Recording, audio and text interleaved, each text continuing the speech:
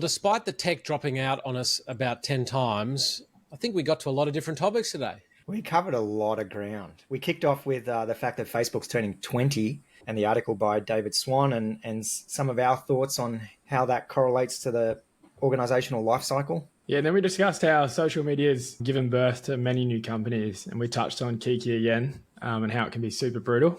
Yeah, and that led us to talking about focus and some ideas around focusing within companies. And one of the focus points being customers and being customer focused and how to go about that, but not throwing the baby out of the bathwater. Which led us into a chat about the LinkedIn algorithms. And what we concluded was, at the end of the day, be of value, have good content, and use the algorithms to then pour fuel on that for reach. We touched on Tran's LinkedIn post discussing the sales velocity. And we think it's a great metric to track for any B2B founder. Yeah, and excited to be doing an event with Vu in March. We also looked at an article in Capital Brief about how the winds seem to have changed and we've gone from a depressed 2023 into founders and investors maybe starting to eye a frenzy is the word that was used. Yeah, and we touched on the use of safe notes and how they're rising, and also the news from OneVentures closing out a 4+ return on Fund 1. Yeah, great outcome. We touched on AMSL, a Sydney-based startup that's making vertical takeoff and landing aircraft powered by hydrogen, and how they've just secured their 10 orders. Then we segued into OpenAI, which is now speaking 100 billion words a day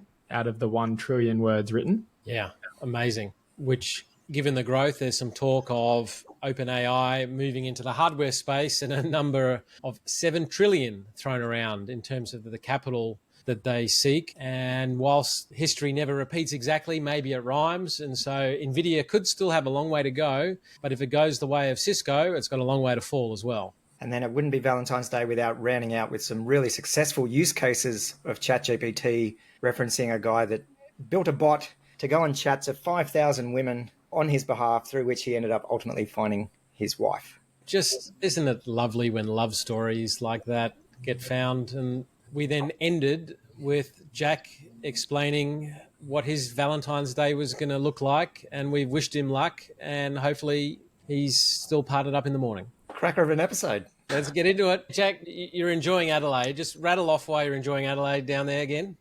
0 degrees of separation. You can get a car park for $21 for the whole day. The whole day. I can't get that for an hour. No, exactly. Going to the precinct in the valley, you pay $21 an hour.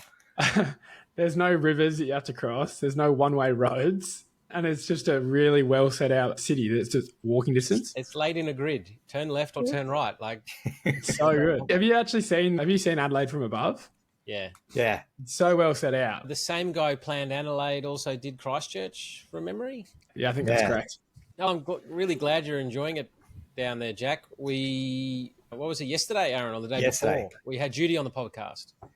Yeah, so she was said a similar thing, Jack. The 0 degrees of separation, meaning everyone's connected, but also keeps everyone accountable because you can't screw up. Yeah, you get one shot and then you're out. It's keeps people in line. Yeah. Yeah. No, that's good. Really looking forward to getting down there for South Start. I can't wait. It's coming out quick too. Going to be there the whole week. Yep. Can't wait. So apart from the great joy you're finding down in Adelaide, Jack, what else has been happening this week? Tribe, we're pretty busy. Like, we've got 2 deals that we're doing memos for. So we're all hands on deck. Everyone's flat out. So that's really taken up my time. But besides that, been back down to rugby training. So I'm going to play for the local rugby club this year. Nice. So back down there. Yeah. So good. I stopped in at Aaron's new place last week. Great vibe with all the kids. Yeah, it's a madhouse, but good vibe. Yeah, it's a madhouse, but good energy. No, it isn't, like to Jack's point, just insanely busy at the moment, which is good. Between the deals, the cap raise, mission funding coming through, events that we're spinning up. We've got Adrian this Thursday. So what's that, tomorrow? That's tomorrow. We're in Noosa tomorrow for an event with Adrian DeMarco. 50 or so sophisticated investors and family offices. So that's awesome. What about you, Don, other than breaking lawnmowers and ride-ons and tractors? It is a difficult time for first world problems in my household. I was on the tractor and it broke down. So I was like, all right, onto the yellow mower, and then it died. So no problem, onto the orange and it died. So yeah, I'm some fairly significant bills for maintenance coming through. But I had some friends over on the weekend, which forced me to clean the place up a bit. So that was good. These two deals I'm really excited for because I think just a great combination of global opportunity, great team, and fair valuations on both sides. Yeah, and right timing for us. Like that somewhat de-risked, good value prop, good upside potential, and good founders. I'm really excited for both And I of them. think we're also like Tribe, we're really finding where we fit in the market, like where we want to play. And both these deals are at a similar stage, and we feel we can add value at that with the stage of the life cycle that they're at. Times. Let's get into some news. As much as I enjoy the Tribe's fucking awesome podcast, everybody look at us. Let's get into some stuff. So one of the things that happens when you choose good deals that do really well, they become 20 years old, like Facebook. Yeah, 20 years old. 20 years. Far out. I got my first account, I'm pretty sure, in 2004. That's when it started, right? No, okay, so then I couldn't have done that. What a stupid thing to say.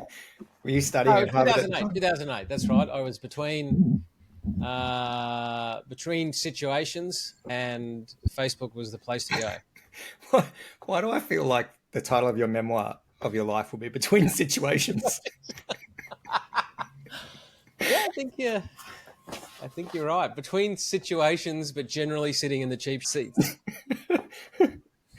Yeah, I can't remember what year I jumped on Facebook.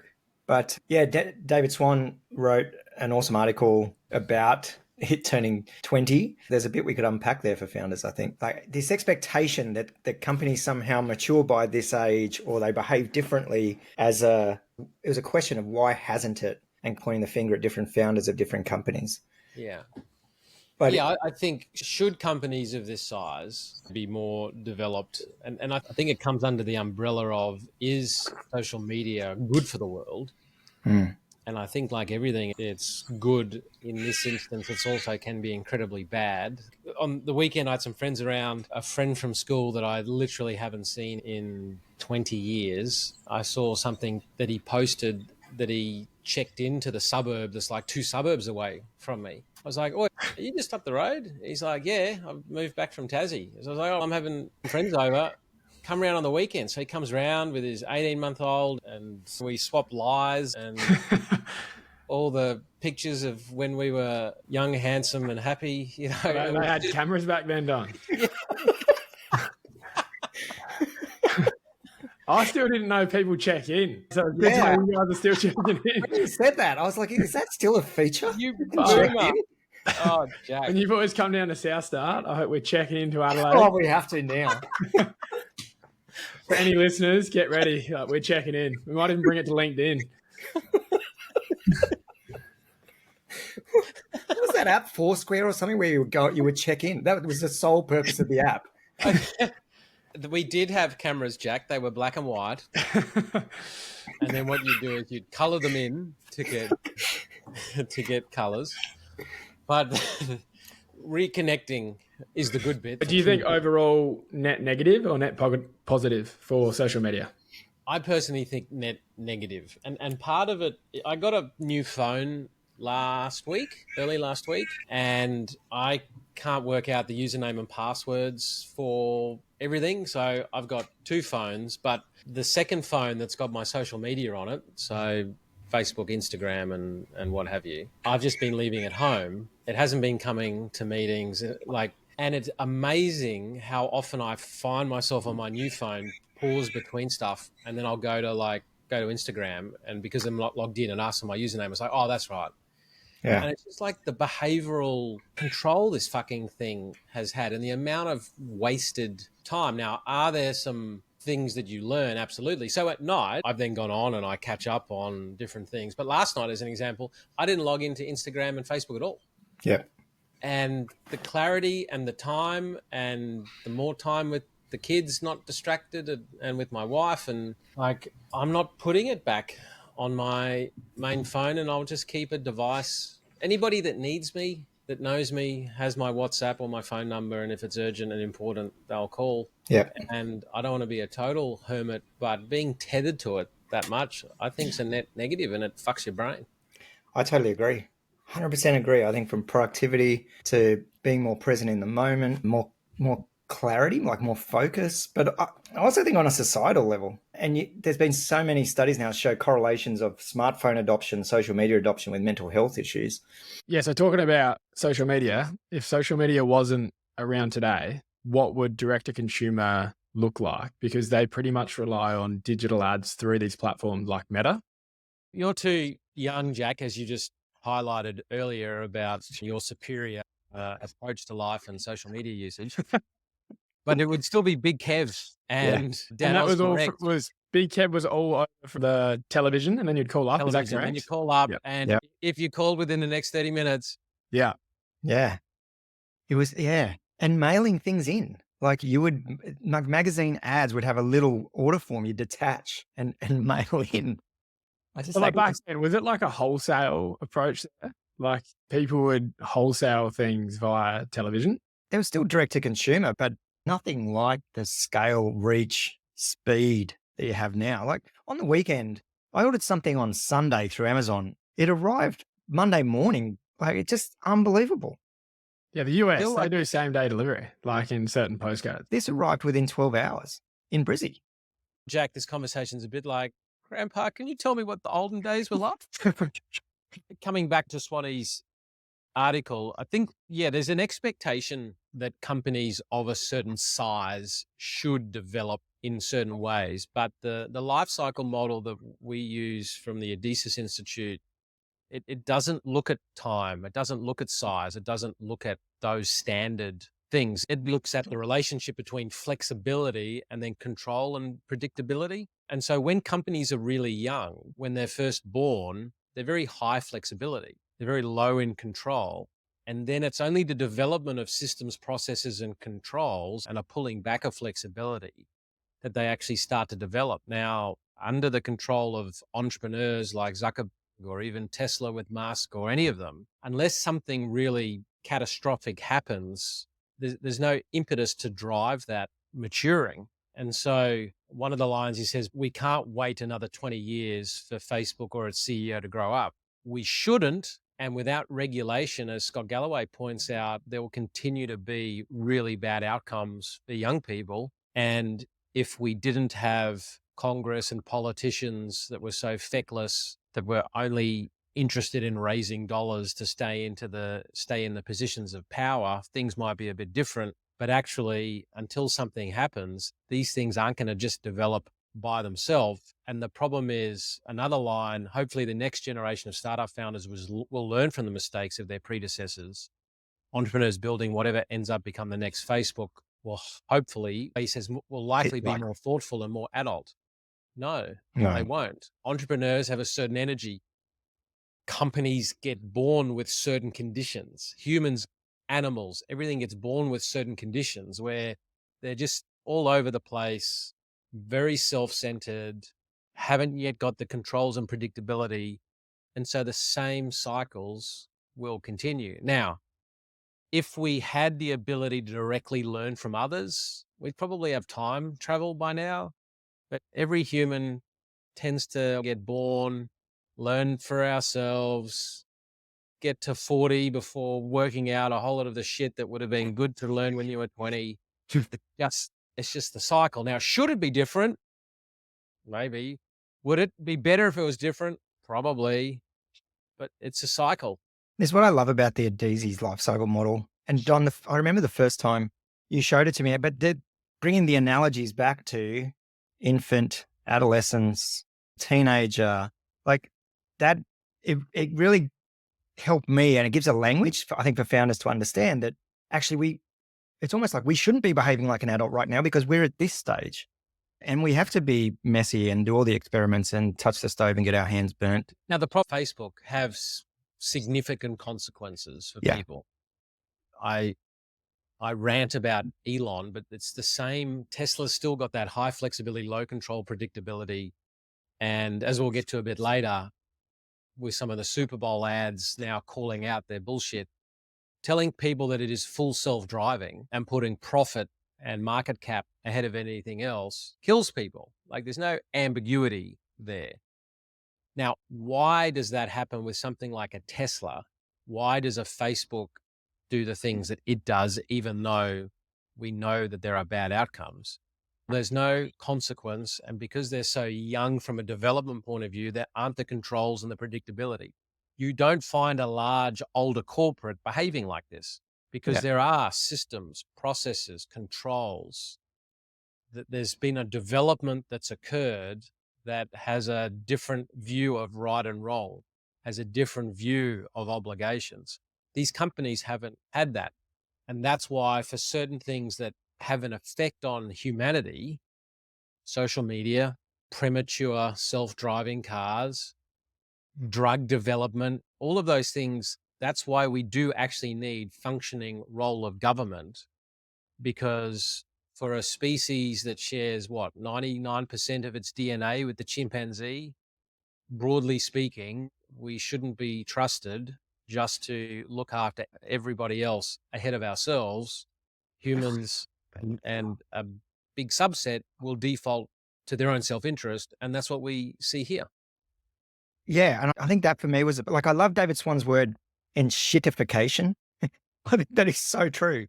And you can see it in all the platforms. But to me, that's not being driven by Musk or Zuckerberg. That's being driven by the consumer demand and the way we interact with these products and the fact that we will tolerate. Absolutely. We tolerate. We'll get to a little bit later, but even like Barnaby Joyce on his back, like a stupid fucking cockroach. Right? He's still there. There's all the excuses. I watched a very interesting thing on Boris Johnson. All the dumb shit he's done over 40 years, but still manages. Like, we tolerate it broadly as a society. So that's that. Yeah. And the entrepreneur will react to that user demand. So we have ourselves to blame. It is the story of my aging, I think. Just the enshittification. Yeah. But, the other thing we were going to touch on, social, to your point before, Jack, like what would the world look like without social media? But the reality is this is our world, and it's giving birth to a lot of new companies that probably wouldn't otherwise exist, or at least would be much more difficult to get to market. And social media can also be really brutal on the accountability side as well. The pendulum swings both ways. And we saw that with Kiki and the founder's apology that came out. Yeah, apology came out. I personally think the apology was a good apology. I do think that if you are going to have a serious issue, probably learn your lines, because it's an easy way to get attacked reading straight from a screen. But putting that aside, there was a lot of people that then jumped on it that said it's not good enough. What do we do? Yeah. People make mistakes and then apologize and then own up, and do we lock them out forever? Like, help me out. Yeah, no, I agree. I get the human need to probably want to get it right and make sure you're saying the right things, but it just came across as a bit insincere. But it was an apology. He tried to make a statement. I feel like time will tell. Let's see how this plays out. And just to clarify some of our prior comments, do we think Kiki as a platform has legs? Potentially. Like Kiki, before it pivoted as a subletting platform? As subletting. Clearly, this whole girlies club thing is a way of building their view of a way of building community that they can leverage into subletting. I think what we've really found is that this is just a ploy to get a community into subletting. But at that subletting level, do we actually think, if we were to put our tribe hats on, that there is an ability to pull this off? Because I have a view that structurally I can't. Like, structurally because of regulations, or because there's not a market? No, I think there's definitely a market, and I don't think it's regulations. There's no incentive for the lessor, the landlord, the owner, to allow this to happen. There's only downside for them. Airbnb was different. Uber was different, but there's no incentive for the asset owner and the asset insurer to want to engage. And if I was the asset owner and I found it was happening, I go, your lease is out. It's terminated. I don't want this risk. What's in it for me? I agree with that. They had a couple of case studies, though, where it was homeowners on extended vacations or moving for work. So it was actually the homeowner. But then don't we end up in a TAM Yeah. So then issue? We're in this really niche of a niche of a niche that. Yeah. Like, no, I think that sort of has legs on it. If you do go the homeowner, But if it's it's the other way around, enough of them. Yeah. like couch surfing exists to let people stay on your couch for free. But what percentage of homeowners, like I'm trying to think of a durable long-term business here that's got to get a venture return. So they put 6 million in. What was the pre-money? That's 30 or something. So a venture return is they've got to make sure it's sold for like 300. Whoever's buying it has to believe they can go from 300 to something big. That's the bit that I'm struggling with. I think they're good points. I mean, for us, something that's consumer facing, building a community, that's not in our wheelhouse. Maybe I'm commenting on something that I know nothing about. But on what point would like what traction would they have to achieve for you to update your beliefs? Because like I think in Sydney, like that photo of them doing their Christmas party, there was like 5,000 people that were all Kiki easy renters. I would want to see that my concern that at some point landlords are just not going to tolerate and accept, and that there's not enough homeowners that have the personality want a couch surfer or want to let some community member in to use it, that is actually a big enough TAM to create a business that in this environment needs to actually have international growth. So for me, I will be proved wrong if month on month, I think it probably needs at least 18 months to play out, because in that 18 months, there's going to be the inevitable shit go wrong where some tenants have done some stuff that they shouldn't have, which has led to a response from the landlord, or a place is burnt down that insurers haven't covered, which requires Kiki to cover it. Like, I don't know. Yeah. But again, I could be just not understanding this space. Now, are there a whole lot of young people not in the property market that would want the easy rent Kiki kind of product? Absolutely. Like, I can see a gap in the market. I'm just not sure if there's an actual. I actually wonder if there are any tailwinds, like regulation wise. So as Toby was saying in the podcast, like no one likes short-term rentals in the market. And we know, like we're seeing in the headlines now, that councils are trying to enforce or like get rid of the Airbnb. Like Byron Bay enforce that you can only rent out your holiday house for X number of weeks per year, where Kiki actually fixes it, because then you're not locked into this annual lease, because you actually get to go away and still get your money for subletting. Yep. I wonder, but like that's to believe that's going to happen, and then you're going to get a valuation uplift off the back of that is super risky. Like you wouldn't bet the house on that. Or if the model requires that to happen in order to. Yeah. And I don't think I think Blackbird would have a clear belief of why they did this investment. Like they've held out on Milk Run. Was it Milk Run? Is that the company that went? No, yeah. They went in Milk Run. I thought that was Airtree. No, they didn't. So they looked at it and didn't invest on the basis that the unit economics. Like they're smart investors, and So I think. But Sequoia blew up a shitload of money in FTX. So smart investors can do dumb things. Yeah, great. Like we'll have our time. Look, I think it was actually a Sequoia podcast that said for certain new world investments, the older partners had to get out of the way because they didn't understand it and they'd been burnt by too much structural stuff. And so it could be the case that my life's experience and different things just leaves me incapable of seeing a value here. But I would be proved wrong through certain dynamics. And part of it, as well as with the capital environment that we're in now, we actually have to build real businesses.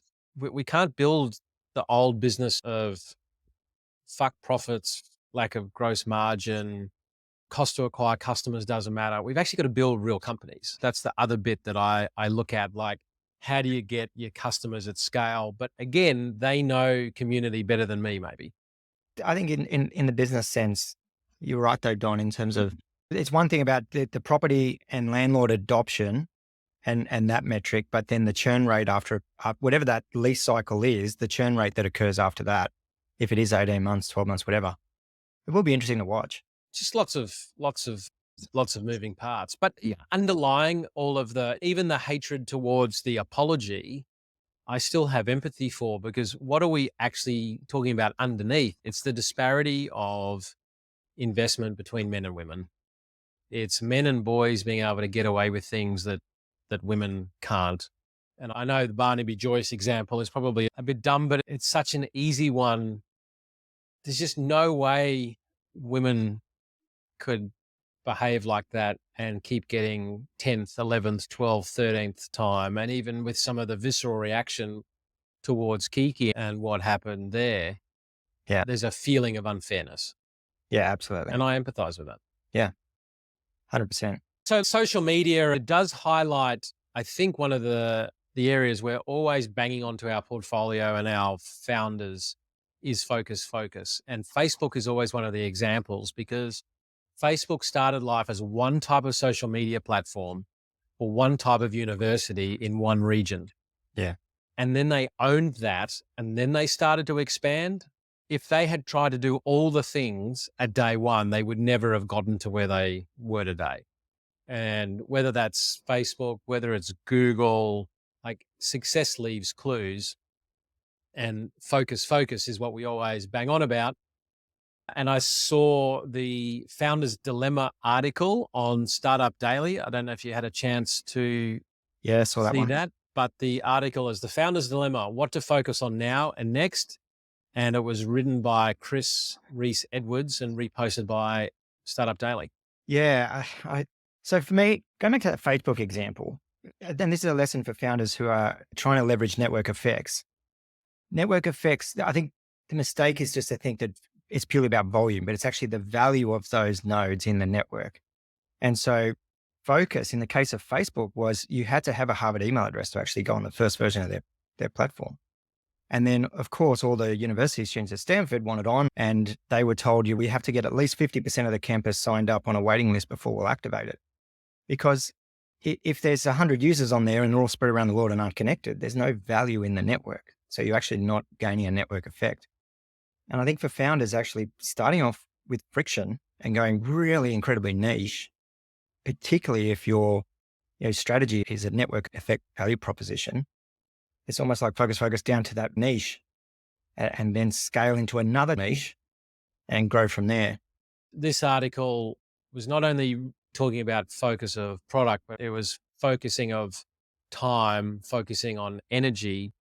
And really, if you boil it down, it's focus everything on customer as number one. And I think that on one level, that is really correct. A lot of founders focus too much on the product and themselves. But on another level, I think it's a nuance that misses what is really important. Yeah. No, I had an issue with this article. Like for me, it's the CEO and founder being focused on the team and the team being very customer centric, like an organization that's customer centric as opposed to purely prioritizing the customer. It's a nuance to me. Yeah, one of the lines, but how do you find the time to do that when you're running a startup or a small business, when seemingly everyone and everything is vying for your time and attention? No idea, to be honest. One of the things that we talk about is that you need to run your business day to day, but you need to change it at the same time. That is where the problem is. It's short-term versus long-term. It's change versus running.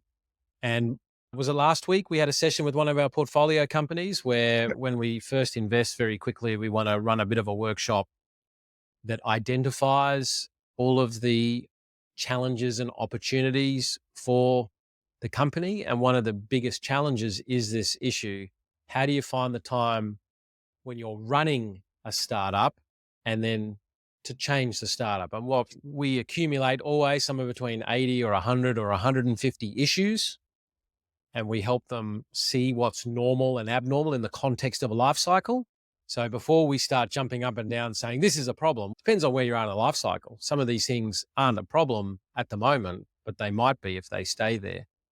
But we always illuminate what's the biggest problem here? What's the biggest opportunity? What's the biggest potential improvement point? And people often will say culture or resources or customer traction or revenue and go to the individual item. But actually, the biggest problem is never put up. The biggest problem is always there's an inefficiency somewhere in identifying and solving your problems proactively as a team in the face of day-to-day demands. And it's that last bit of the sentence that's the killer. Yeah. It's the day-to-day demands that take away our time to go and solve and come together as a team. And what you'll find for the listeners at home that are in any form of business, if you write down the issues that you've had for the last 3 months, 6 months or longer, you will tend to find that they're not issues you can just solve by yourself. We find people are not lazy. Founders are not lazy and their team are not lazy, but they are often busy.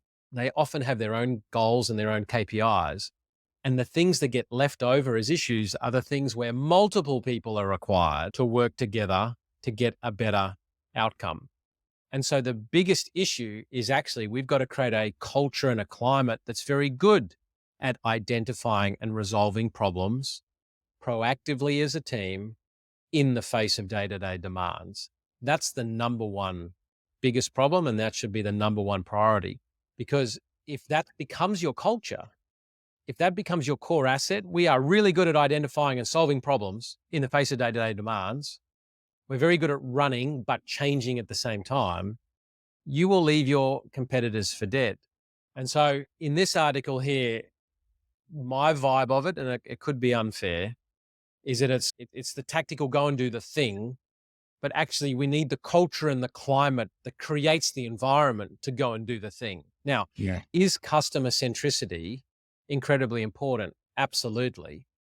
But you can't be outwardly focused the whole time.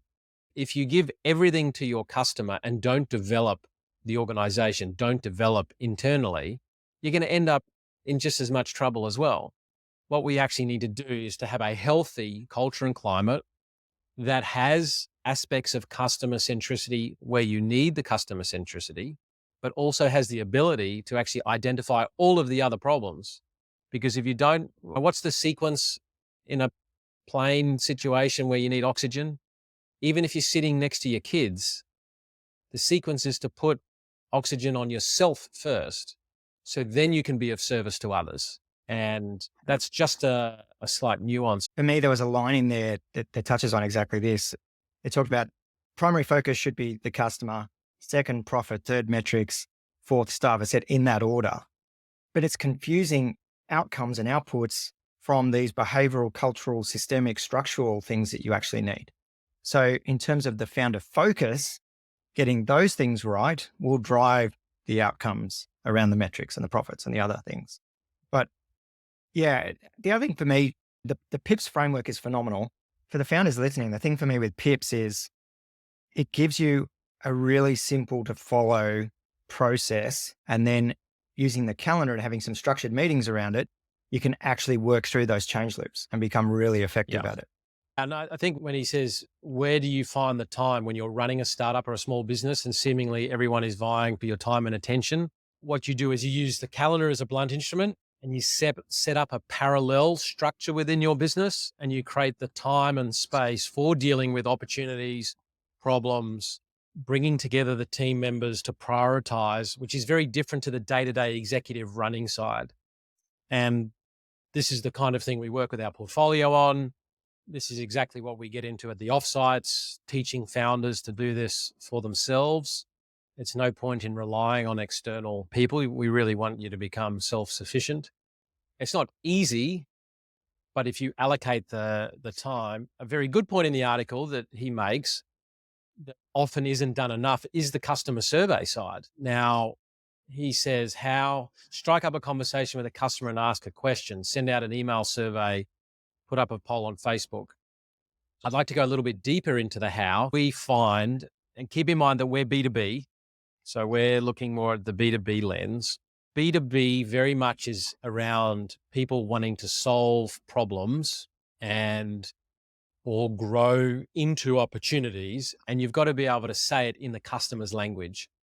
So when you are doing interviews, what we really want to try and do is actually ask them in almost a circular fashion, what do you want to achieve? Right. Okay. So why don't you have that now? What's the problem that's getting in your way? And so if we got rid of that problem, what would it look like? Stops us from doing that. And so why would you want to achieve that? Okay. So what problem is in the way then? And so you're peeling the onion circularly. Is that even a word? In a circular manner, you are peeling the onion by going problem, outcome, problem, outcome. Now, then when you go to send your pitch or your proposal or your follow-up conversation, then we're actually using the customer's language of, here's the problem, this is my outcome that I'm going to deliver you, and this is the outcome you're going to achieve. You're getting that sequence right. A random survey or just asking, what do you want, doesn't get to the core of it. Not only that, people aren't motivated to solve an intellectual problem. They're motivated to solve the emotion behind the problem: frustration, fear, annoyance, concern, FOMO. People are geared to wanting to solve the emotion of it. And so in your communication and when you're dealing with customers, if you're not unpacking the emotion around it, then you're not going to have that language. And if there is no emotion around it and people just shrug their shoulders, it's not going to be a problem they're going to be willing to pay for, I can assure you.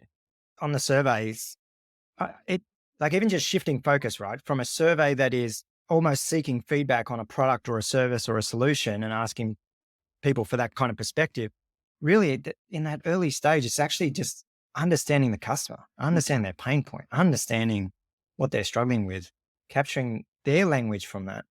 And this is going back to the catch up with our portfolio co last week and getting them to define their customer segment because they have several.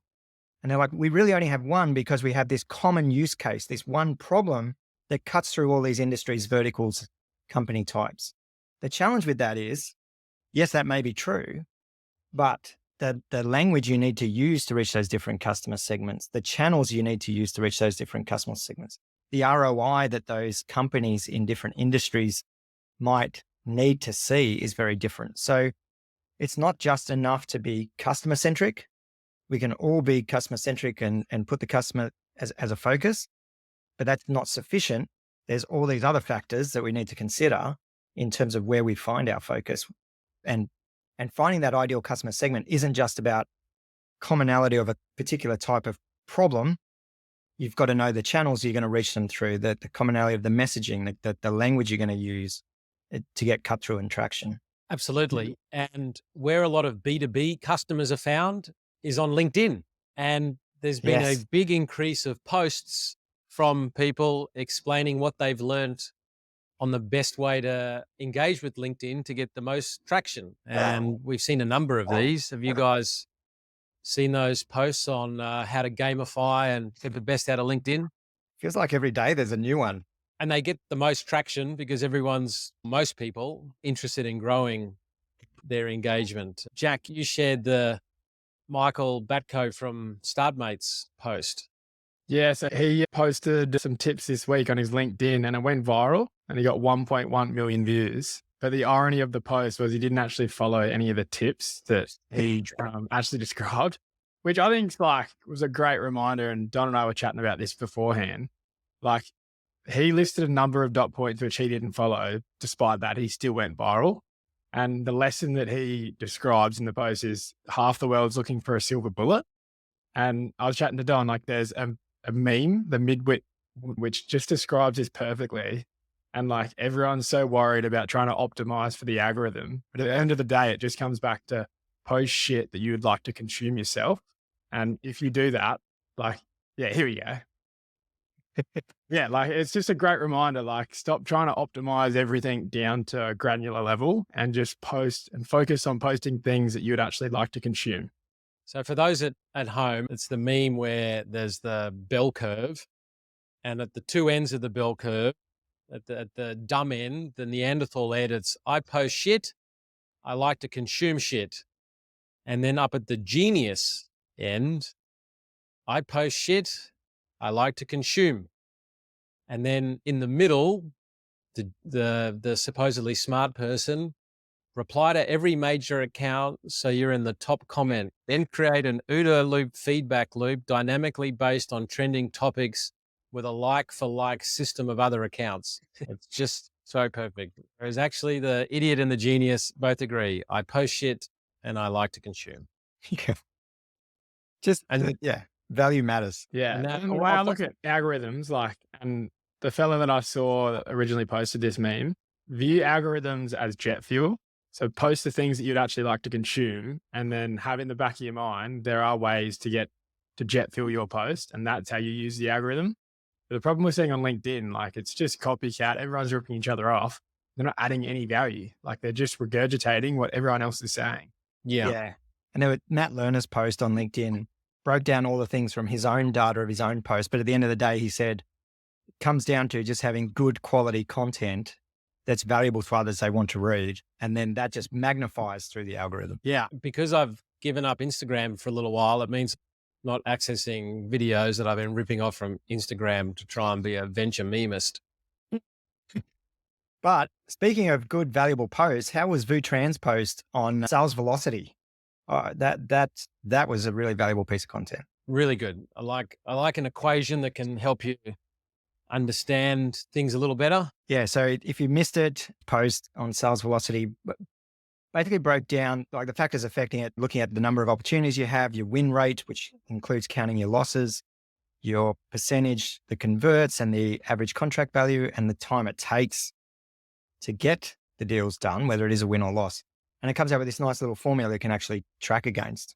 A really good piece of content, really valuable for founders. Yeah, I think in our space, B2B, like, it's not the actual sales velocity calculation. Oh, it's not the actual figure you get for your sales velocity that's important, but it's actually when you speak to a founder, you want to know that they're being like really systematic about this. They've got they're tracking metrics that include opportunities, deal value, win rate, and the length of the sales cycle, because they're really important metrics for B2B founders.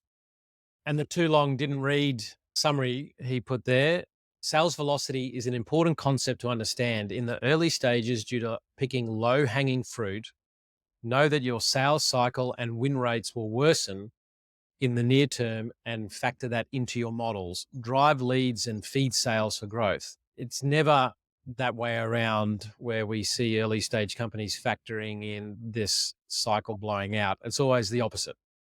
It's we're actually going to get better. We're going to get faster. We're going to get cheaper leads. It's just not the way it works. And yeah, every pitch deck we see, the 5-year forecast magically gets to $100 million. Yeah. It just doesn't, it goes the other way. And therefore you need to have a business that can deal with the reality of gravity, that it actually gets harder and worse. But the question is, how do we make it as good as it can be?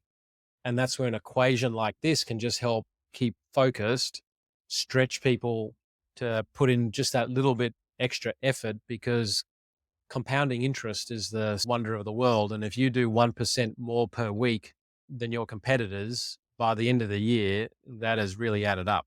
Yeah. And the fact the formula helps you get an insight into which bit to focus on. So to Jack's point, it's not about the overall number, but looking at which of those factors is actually impacting you the most, or which one could you put time into for the biggest return. So yeah, really valuable for founders to be across.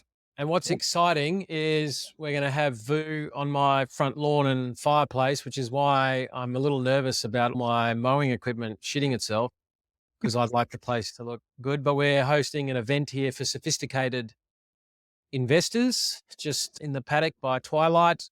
Yeah. So reach out if you'd like to join us. It is invite only. So hit us up. The 11th of March, isn't it? Yep. 11th of March for a sunset fireside chat. I'll have it all ready by then. I'll get the cows positioned correctly. The goats, I'll try and throw over the neighbor's fence. Can't have them making a racket in the background.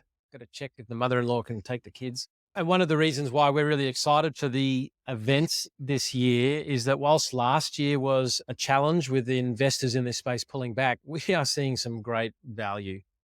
We are seeing some really good deals, and that we're really trying to get behind. And there was an article come out on Capital Brief after a bleak 2023, startup founders and VCs eye a funding frenzy. frenzy may be too strong a word, but I think the sentiment is there. I think we're seeing a really great connection between value and interest returning. Completely. So this came on the back of the Cut Through Ventures report, which we talked about last week. And there was a stat in there that I think it was 92% of founders, Aussie founders, are looking to go back to market this year to raise capital. We're already seeing it. Deal flow is way up. Quality of deal flow is way up. There's still a lot of dry powder sitting in funds under management that needs to be deployed. So I think frenzy might be a stretch, but I think it's a great time in the market. It was interesting also this week, there was a little article by PitchBook looking at valuations and suggesting that we're still going to be seeing more down rounds. But at the same time, the article went on to say that at the moment, the investor side of the table has best optionality. Like he was painting this picture of LP still being in the driver's seat. But it'll be interesting to see how that plays out with so many companies coming back to market and whether they all flood back in the first half of the year or it's spread out. But we know a number in our portfolio that'll be coming back around this year. Yeah. I heard a good little saying. I think you guys will both like it. So when it's a good time to invest, it's difficult to fundraise. But when it's a good time to fundraise, it's a bad time to invest. So true. So true. And that is absolutely true. And it's going to be interesting to see when the founders do come to market, what the instruments are going to be. And safe notes have been a big part of this ecosystem for the last few years. But another article in Capital Brief, shout out to Capital Brief. They keep actually pumping out content that is of value. So thank you to the... And well-informed, good informed content. Yeah. So this one was by Laurel Henning. And yeah, what do we think of this article? Yeah, so this one came again from the Cut Through Ventures report, just showing the rapid rise of safe notes, which we know is cyclical. It tends to happen when valuations are dropping. Everyone rushes into safes to avoid the valuation question, or one reason for it. What was interesting was there was a stat in the article. So in 2018, 8% of Aussie startups use safe notes. And as of last year, it was 44% of Aussie startups. Oh, that's a significant jump. Yeah. I think it was towards the end of 22, we had some big name investors say, I'm not doing safes anymore. There's been too much complexity. Some shit's gone wrong. Give me a priced round that's fair and reasonable, or don't talk to me. Yeah. So I won't say who they were, but yeah, big investors just categorically won't touch safe because they've been burnt. So, and that was what the article touched on, was some of the legal risks and issues. My understanding is they resolved themselves, but they had to go and spend money on lawyers and they had to drag founders kicking and screaming. And then there was issues with other investors that didn't realize it's just why? Or founders sort of backdooring some non-conversion event that then doesn't convert the safe, so yeah, it can be problematic. Yeah. Looking at our portfolio, we have 3 or 4 safe notes in there. Definitely seeing the rise of them. Yeah. And one of the challenges, because a couple of them were in that heady day, the raise isn't coming anywhere near the cap potentially. Yep. Now the founders have got their head around that. We've got our heads around that, but it does make for some resetting of expectations around dilution and all those kinds of things. But safe notes don't automatically mean a safe pair of hands, but time and time again, OneVentures have demonstrated to be a safe pair of hands, and they're closing off their first fund. Yeah, absolutely amazing results. So 4x on the first fund. Yeah. And that could still go a bit higher because they've got one still to come out. Yeah. But that's a 10-year, almost 12-year journey for them on fund one. A shout out to Michelle and Anne-Marie, just phenomenal. Just continue to go from strength to strength at OneVentures. Yeah, no, it's really. And that Innovation Fund 1 was a $40 million entity established to back startups in the tech and biotech space. 20 million came from the government's Innovation Investment Fund, and then 20 million came from private investors. And Anne-Marie, on the podcast that she did with us, which was a great episode, talked about without that government support backing that emerging manager, they probably wouldn't have been able to achieve what they've achieved, which is coming close to $1 billion under management, I think. Yeah, that was a great program. Incubate and some of the other funds from that vintage were formed through that program. And Man, oh man, it's a lesson to governments of these things can work when done well, but they can also be a bit of a clusterfuck if they're not well managed. They took an emerging manager, they backed them at that early stage. So it's like the opposite of the Queensland version. Yeah, We'll well, take global companies or people with already $1 billion under management or so, and we'll give them government money.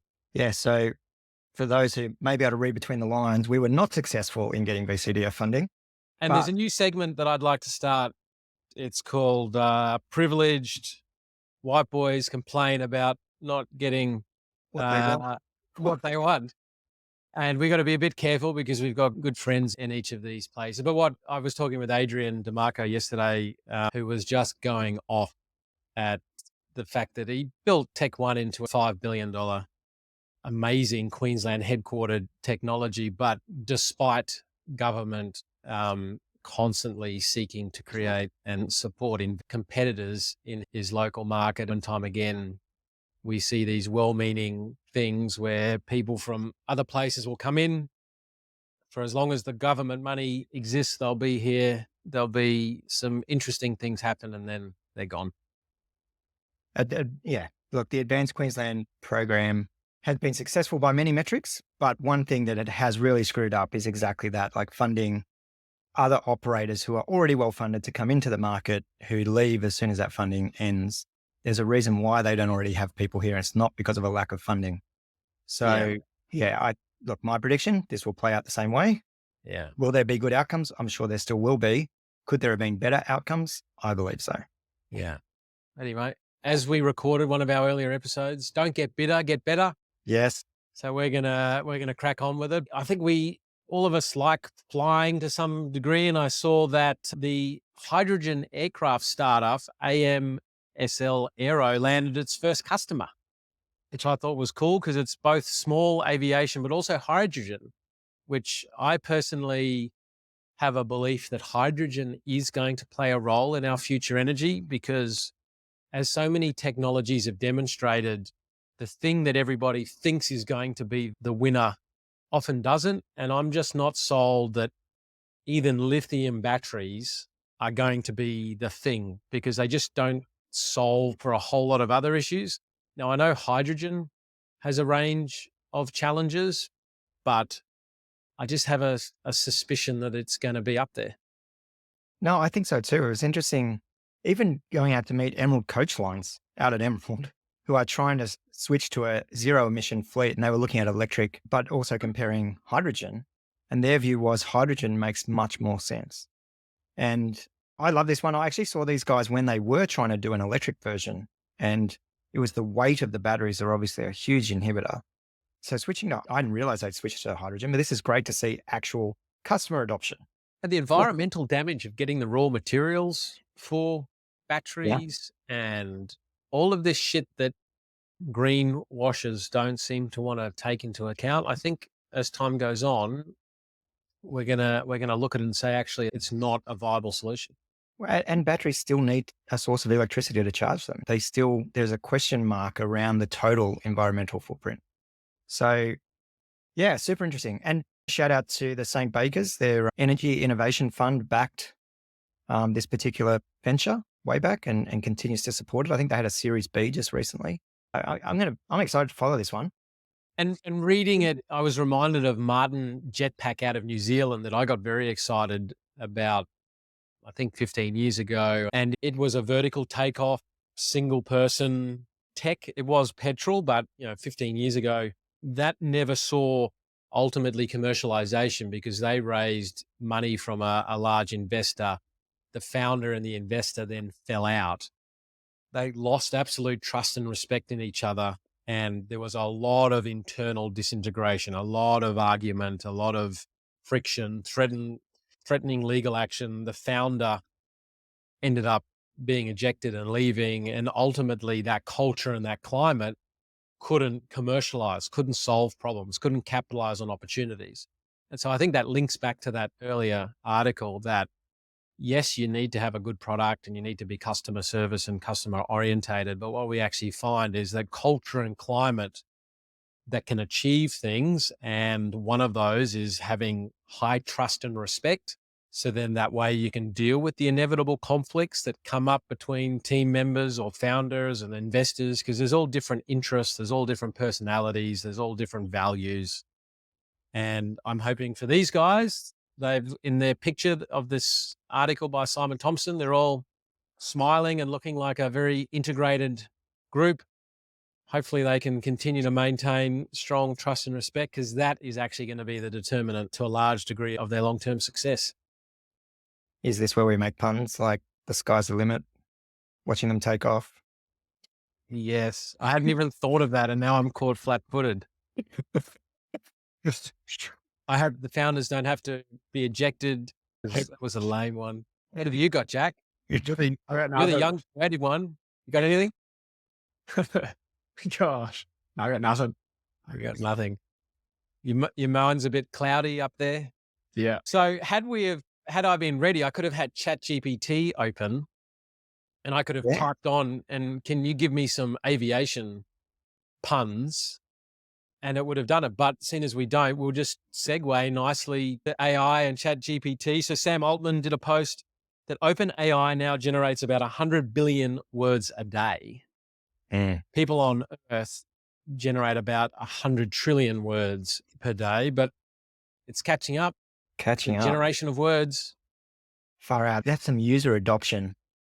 And I think using it more and more. I just find I get a blocked brain in trying to start something. I just randomly put it in there, and like, it's not perfect and I don't run with it exactly, but it's like, okay, I'll pull on that thread. Yeah, I used it 4 times yesterday. One was to review our carry policy document. One was for some modeling. One was for, and a couple of times I've used it and go, no, that's not what I want to say. But it helped me find the clarity that, yes, that's not what I want to say. Is that why my carry's been reduced? AI has made an assessment of my contribution. It made the assessment based on your ChatGPT searches and requests. This person is clearly a liability. It was interesting hearing. So one of the investors with the MIT Endowment Fund on the 20BC podcast talking about why he didn't invest in OpenAI. And he said the structural piece threw them off. Yeah. But at the time, they didn't have conviction on how this could ever be commercialized or what mass adoption would look like. And here we are. Sounds like me with Kiki and Easy Rent. In 5 years from now, Jack will be replaying. Remember you said all these things, you incompetent old bastard? You should be taking those notes, Jack. But the structure of OpenAI, I'm surprised it didn't throw more people off. Because it's not a theme that we've done an investment in, but still, just looking at that structure, we couldn't touch it. No way. Like, there was no way. They didn't have any path to monetize it. And then now they've done ChatGPT 4 with the subscription. And obviously there's so much money coming in, but that was never planned. Yeah. But it was interesting hearing his perspective. He said, in hindsight, they should have backed the founder. So this founder with this track record in a, like, you look at the inevitability of the industry. Yes, it's heading this direction. Is he the right person to do it? Quite possibly. And so in the absence of other data points, he was saying in retrospect, we probably should have made the investment, but this is the bias. Are we talking about Kiki or OpenAI, Don? The only thing I will say to that, and this is actually like a conversation I had with Libby, my wife, is that you got to be careful not to judge certain decisions in a vacuum. Yeah. And so if their mindset was, we back founders over all of the other structural elements, in this instance, they missed OpenAI. But if that's your mindset and your approach, then what are the other founders that you've invested in that you ignored those other things that have gone to zero, or that you didn't get a return? And is the OpenAI investment enough to pay for all of that? But the problem of, if you are going to be the dice roller and say, you know what, I'm going to go after the OpenAI type, which means I'm going to ignore all of this and just back the founder, we don't have a parallel universe to look at the others. And the same conversation, I'm gearing up to look at a few investments in the context of the macro landscape. And one of the things that really helped me during the early COVID was picking COVID having a disproportionate effect on the world and that interest rates would get dropped. And I took a outsized bet at the time that returned like over 15 times. But that's my risk tolerance, my approach. That means, though, that I'm going to do things that are going to lose. Yeah. Now, some people would never have taken that bet, and then they're also not going to have the subsequent losses. But my mindset, my approach, my whatever is the someone that is going to take those bets. So we are going to every now and then have that outcome, but we're also, because of that, going to have some of the losses. Now, what that means is I've got to then ensure that there is the appropriate risk management. So that bet, had it have gone to zero, was not going to change our lives. It was not going to make a big difference. But because it ended up where it was, it did change our trajectory. And so you've got to be careful. And this was me being very defensive on being judged on some items that hadn't worked out. So I was trying to... We're back to the lawnmower. There's a reason why I need redundancy. So I think in that we just got to be parallel universing, being careful, because if you go and just back every founder who was it? Is it Samantha Wong in an interview said, I get a biological response. Yep. If you just follow your biology all the time and back founders that you go, they'll find a way. Okay. You're going to have to wait till your professional lifetime is over to actually see, was that a good way to go or not? Yeah, 100%. And in this particular one, it felt like in retrospect, he was applying a change of thesis. So it was like success bias saying, given this data point of success, we should have done this. Curve fitting in data is always, oh, this is the outcome I want. So I'll go and change the parameters to go and get the perfect outcome. And that's why back testing trading strategies and algorithms and all of that shit never actually works in real life, because the path going forward is different.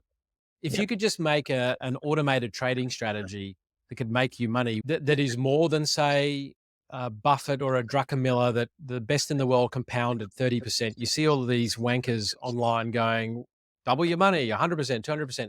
If you could actually do that, we'd have billionaires at that level. But what they do is they take some parameters, they curve fit it back and go, look at what would have happened.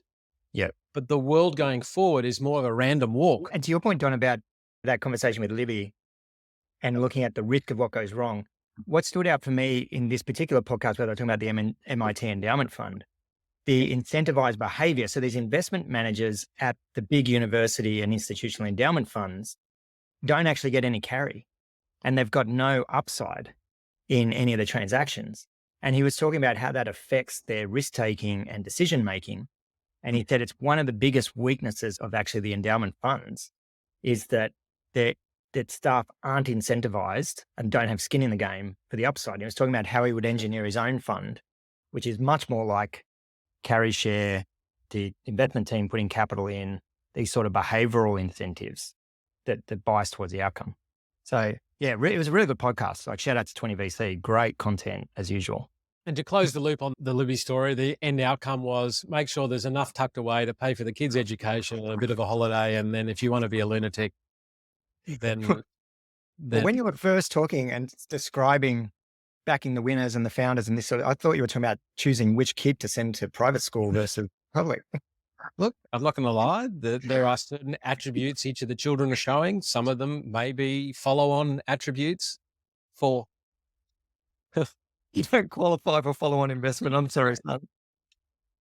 Sorry, you're off to the local state school, but I'm not in this round. You are demonstrating some product market fit. I think it's the other way around. I think what I'm learning with some of the education stuff is that for certain kids, their personality and a few things, like, they're going to be okay and they're going to find their way, whereas some may need some more structure. But anyway, let's not stray into the other podcast to itself. Regular conversation. But going back to Sam Altman, the other article came out, he's trying to raise $7 trillion. He's got 3 kids that his wife wants to go to private school. So that's what he's trying to raise. That's pretty much what you need to do it nowadays. Yeah. Far out. Trying to raise $7 trillion in capital to establish an AI chip company to compete with Nvidia, which, by the way, the market cap of Nvidia, which has an 80% share of AI chips, is 1.7 trillion. But does that sort of make sense to what we heard at the 1013 launch event of the presenter? Oprah? Yeah, so he was saying like it's a linear outcome here. So you've got to keep pouring capital in to keep getting the model to improve. That's a really good point, Jack. I'd forgotten about that presentation. Yeah, the fact that he said they haven't yet found the rate limit of capital in for return. It's just phenomenal, considering how much capital has flowed in. And to be clear, it's not financial return, it's return on the scale of the AI models and the ability for them to be able to produce results. But one interesting thing I picked up here is Sam's trying to raise the capital out of UAE and elsewhere. But in the article, it referenced another US-based AI chip company that the government forced a UAE investor to sell their shares out of because they didn't want foreign ownership of the technology. So he may hit some roadblocks to getting a 7 trillion. Yeah, we'll see. And look, history never repeats, but sometimes it can rhyme. And AI currently is powered by Nvidia, which its share price shows. The share price has gone parabolic, exponential. But if we think back to the last tech boom, so 1997 through to 2001, Cisco was also the thing that was going to power everything. And I'll put it in the show notes, but there's a chart of 2000 in the years either side of it for Cisco, and there's a chart of Nvidia. And there are, if it plays out the same, Nvidia A still has a long way to go, but B, it's just going to be interesting if AI chips end up being a defendable margin opportunity, or does that tech actually get commoditized? Does enough capital from other competitors get raised? And at the moment, the market is saying not, that it can be defended. And a post that I saw that Nvidia's market cap is now 200 billion higher than all of the companies in the S&P 500 energy sector. What a stat. So all of energy that powers humanity, Exxon, Chevron, ConocoPhillips, all the big names, one company is bigger than that. Now, Nvidia's, meanwhile, the net income of that entire basket of energy is 147 billion versus Nvidia's 19 billion. Yeah. So investors certainly believe that this thing can continue to go to the moon and it's going to have defendable margins. But time and time again, tech does demonstrate that it inevitably ends up in a commoditized space. And so it's just going to be interesting to see if Nvidia plays out any different. But it's still got a long way to go if it was to follow the same pattern. So calling something overvalued could be a little bit daft. Could be, but there's an assumption here, other than becoming commoditized, what will the next generation of chipset be? We've seen Nvidia successfully navigate from gaming graphic cards through to the blockchain computational power behind crypto into AI. It'll be interesting seeing if they can bridge that next tech innovation. But what it does remind me of, the Facebook campus down in Mountain View that's in the old Sun Microsystems. And when Zuckerberg moved everyone in there, kept the back of the Sun Microsystems sign, which faces the staff car park, which is all rusted out and shit, didn't put Facebook on that side, left it as it was, as a reminder to staff every day when they pull in that we could be wiped off this earth, just like Sun Microsystems were. But I think it's going to be important to continue to plow dollars into AI because of the very important functions that are being used. And one Moscow resident, instead of going through the process of actually interacting with women, he created an OpenAI GPT large language model that automatically spoke to 5,000 women on his behalf. That then allowed him to end up choosing someone that ultimately became his wife following then some face-to-face interactions. I was telling this story to my mum who was visiting. And I was describing it, and at first she had a real issue with it. But then I said, but what if the model was entirely based off that person's, every message they'd written, and the messages were indistinguishable from what they would send? And then I told her the story of the fraud with the deep fake video replication. I'm like, in the future, you're not going to be able to differentiate between talking to me for real versus my avatar. And so wouldn't it be nice to have a conversation with me for a couple of hours a day when I don't have the time to do that? I think in the end, I converted her around. It's like the Black Mirror is here, that episode where the dating app like first tests everyone and it wants to see if the two partners will always find their way back to each other. So it creates this infinite loop of worlds and then helps you choose someone that is so compatible that you always fight for each other. And so that sounds like it's here. We're heading towards the Matrix, and by virtue of that, we must already be in one. So it's a simulation. You've always baby. said that. You always believe you're in a simulation. All I can say is that there are parts of this simulation that are fucked. But there are some parts that are joyful. And there was another article out, more than 86% had turned to ChatGPT or Google for dating and relationship advice. Look, there's a positive in the fact that people are looking for advice. That's true. Like, I don't know how I feel about this one. Look, at the end of the day, it's another tool. It's using humankind's information. It could be biased and warped and lead you astray. If I was to use it, I'd start typing and then the GPT would say, Don, I'm going to stop you. I'm just going to stop you there. I don't need to know the rest. You're just wrong. Just concede defeat and move on. Do you just need the George Costanza version that says, do the opposite? Do the opposite. My concern is that I probably overanalyze nuance, but actually life isn't black and white. There's a lot of shades of gray and there is nuance and context that is important. And sometimes I appreciate I go too far looking for nuance when actually black and white will do. But a lot of times others go black and white and they miss the nuance and they do disservice to themselves and others. Yeah. And so for me, I'm not sure that enough nuance can go into the questions and enough context to be able to get good advice. No, I agree. And the whole basis of these massive data sets that feed these language models is all the information from the internet, which is generated by all of society, and all of society does not have a great successful track record in relationships. And so are we just taking the sum total of really poor advice and giving it to people? And the other thing with ChatGPT is it's quite generic, non-specific, and to your point, non-nuanced. Like I get to a lot of the ChatGPT. Like it says, have open communications. Yeah. What does that mean? In this article. So yeah, okay, but when your heart rate's a little bit elevated and you feel threatened or you feel someone's treating you unfair, like that's not the issue. There's actually transcending your own reactions and understanding the how to go about it. And understanding who you're dealing with. Is there somebody that's actually got your interests at heart here? Or actually is it only possible for them to think of themselves and not have, there's so much that goes into it that actually needs to, but yeah, maybe it's better than nothing. I don't know. Maybe. All I know is I'm thankful that I'm not going around the whole dating environment again. And my goal in life is not to. Yes. Touch wood on that. That's a great goal. And it's Valentine's Day. Yes. Happy Valentine's Day, boys.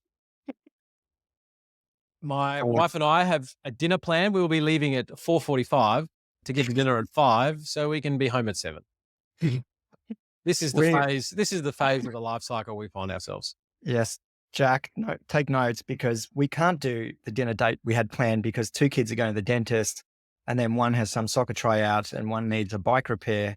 So instead we're squeezing in like a mid-morning lunch. Love it. It's once you understand the life cycle and you can just accept it is what it is, but knowing the life cycle changes and you'll always miss the phase that you're in today. You just gotta roll with it. Although Livy goes out for dinner last night, leaves me with the 3 kids. I'm a modern man. No problem. The 2 older ones lock me in Jack's room with no phone, laughing their asses off, like Daddy, and I have to negotiate my way out with these little terrorists by promising them different bits and pieces. My eldest, bless her cotton socks, will you let me do this? Will you let me do that? Well, it's just like you Evil genius. Hey, these are great skills they are developing for future life.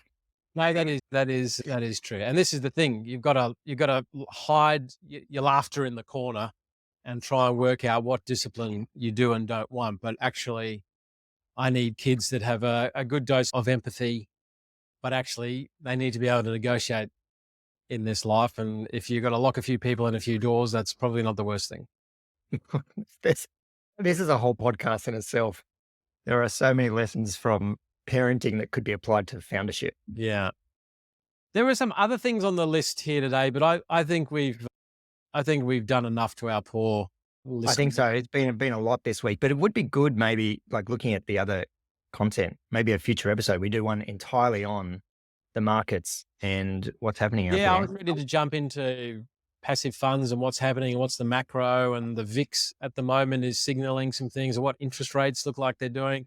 And Bitcoin has been very good at sniffing out real rates, and it's got some things happening to it. So we'll jump into that. And then there's a whole section on Elon that we're not going to get to today. I laughed my ass off at the Super Bowl.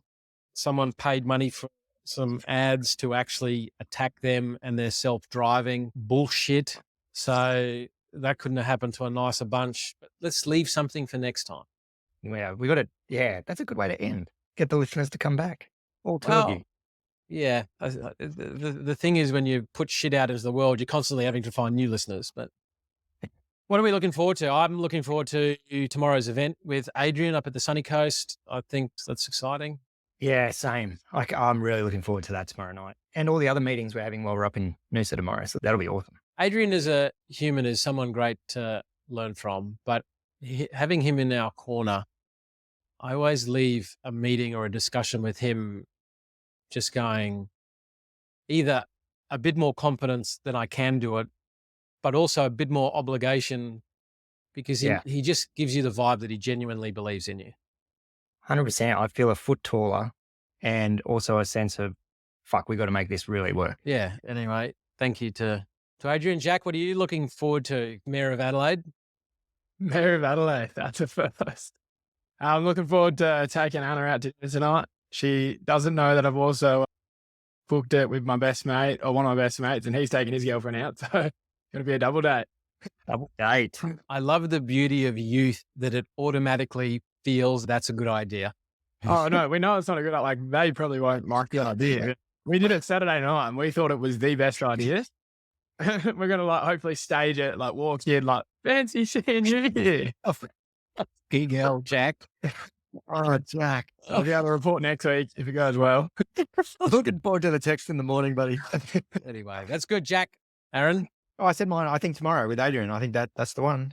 Sorry, I should have said, of course, my Valentine's Day mid-morning lunch. That's what I'm looking forward to. Yeah, no. Cool. All right. Today's pitch day too. We got some really interesting ones lined up. So yeah, a couple of good referrals from investors and others. Looking forward to that. And then later the tow truck to come and take multiple machines off to suitably qualified people to get repaired. Enjoy that. All happening. All right. We'll see you soon. See you guys.